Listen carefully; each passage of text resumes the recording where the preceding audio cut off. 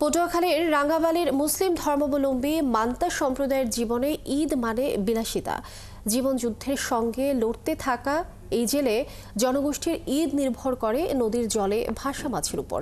শেষ মুহূর্তে ভাগ্য সহায় হলে ঈদ হবে, আর না হলে তাদের ঈদও থেকে যাবে অনিশ্চিত। বিস্তারিত কামরুল হাসানের প্রতিবেদনে। ভোরের আলো ফুটেছে, কাজে ব্যস্ত সবাই, কিন্তু রাঙ্গাবালির চরমন্তাজের বুড়োগরঙ্গ নদীর মান্তা সম্প্রদায়ের অনেকেরই নৌকায় ঈদের ছোঁয়া নেই। নতুন পোশাক, ভালো খাবার, এসব তাদের কাছে স্বপ্নের মতো। মান্তারা জানান তাদের জীবনে ঈদ আসে, কিন্তু খুশি আসে না। তাদের ঈদ নির্ভর করে নদীর বুকে ভাসা মাছের উপর।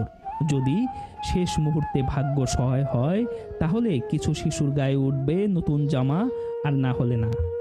কারণ পড়ার কিছু নাই, একটা বছর একটা দিন আইছে, তখন পোলাইনের যে হাঁস পোশাক লিয়ে দিমু এই কোনো কিন্তু নাই। নিজেরা না লই গুরু করে দেওয়া লাগবে, তাও এখনো আমরা সমর্থ এটা এখনো করতে পারিনি। একটু সেমাই চিনি যে গুরু করে রান্ধে খাওয়ামু, তাও এখন আমরা করতে পারিনি।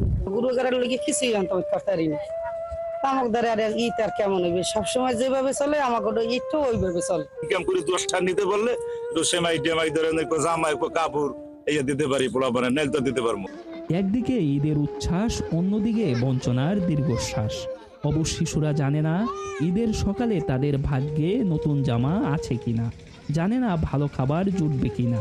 ঈদের দিনও তারা তাকিয়ে থাকবে নদীর দিকে, মাছ পাওয়া যাবে কিনা তা জানার অপেক্ষায়।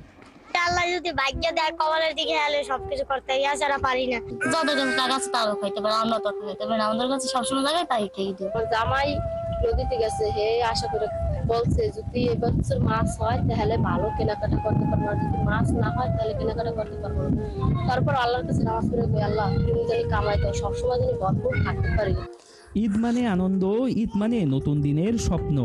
কিন্তু মান্তা সম্প্রদায়ের কাছে ঈদ মানে শুধুই আরেকটি দিন, যেখানে আছে শুধু অপেক্ষা আর অপেক্ষা। এই সম্প্রদায়ের মানুষ যারা নৌকায় বসবাস করে, তারা আসলে ঈদের দিন কোথায় যায় না, তারা নামাজ পড়ে আবার সেই নৌকায় তারা গিয়ে অবস্থান করে। ভাগ্যের এই খেলায় তারা অসহায়, তবুও আশায় বুক বাঁধে, হয়তো এবার ঈদের দিনটি একটু আলাদা হবে মান্তা সম্প্রদায়ের জীবনে। কামরুল হাসান, ৭১, রাঙ্গাবালি, পটুয়াখালী।